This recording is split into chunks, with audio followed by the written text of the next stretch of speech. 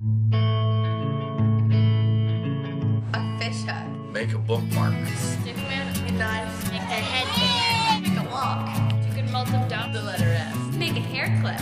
A ring. Really cool part. Divergent thinking is like out-of-the-box thinking or non-taught solutions. Divergent thinkers can rapidly think of multiple approaches to one problem. Companies, such as NASA, usually give divergent thinking tests to test the potential creativity of future employees. These tests are completely different from IQ tests. They measure completely different abilities.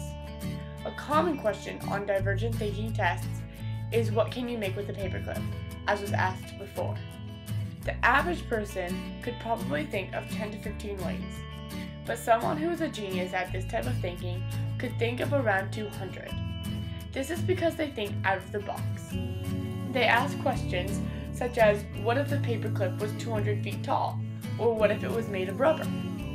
In George Land's book, Breakpoint and Beyond, he describes a longitudinal study.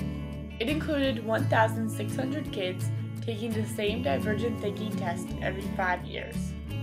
When the children first took the test at ages 3 to 5, how many do you think scored in the genius level? About 30%. 69%. The correct answer is 98%. When they next took the test, they were 8 to 10 years old. How many do you think scored genius then? Maybe 75%. 61.5%. The correct answer is 32%. The last time they took the test, they were ages 13 to 15. How well do you think they did this time? 20%. 30%. Only 10% scored in the genius category. Throughout the 10 years these kids took the test, they went through a lot of changes, but the biggest common experience was schooling. We commonly think that education makes us more intelligent, but when it comes to divergent thinking, it's the other way around.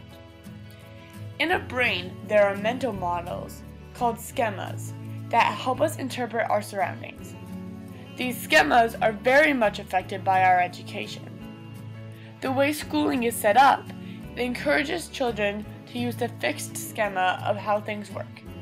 And in ordinary school systems, we punish the kids who don't master the taught group of mental models, or those who make their own, by calling them stupid. Those kids who can't learn as efficiently as others may be divergent thinkers. Schools right now are constructed like factory lines.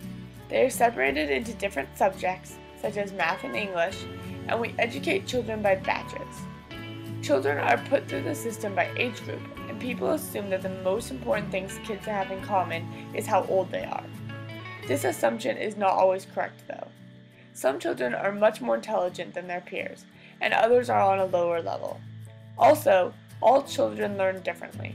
Some learn better in groups while others prefer to be on their own. Some kids learn better at night and others during the day. The bottom line is that everyone learns differently. If you are interested in the model of learning, then you don't start from this production line mentality. There are many famous and successful divergent thinkers who never finished school. One example is Abraham Lincoln, a United States president. He only finished 1 year of formal education. Thomas Edison invented the phonograph and improved the light bulb, yet this talented and bright man dropped out of school and joined the railroad at age 12. Also, Albert Einstein, a math genius, failed his high school math class. Some more modern examples include Bill Gates and Steve Jobs, both incredibly successful entrepreneurs and CEOs of Fortune 500 companies who failed to complete schooling. A significant part of divergent thinking is pushing boundaries and questioning things. An idea that resulted from this type of thinking is spherical geometry. In Euclidean geometry, which is what is most commonly studied, there is a postulate that says a line goes on forever and never intersects itself. Later, one man asked, what if it did intersect itself?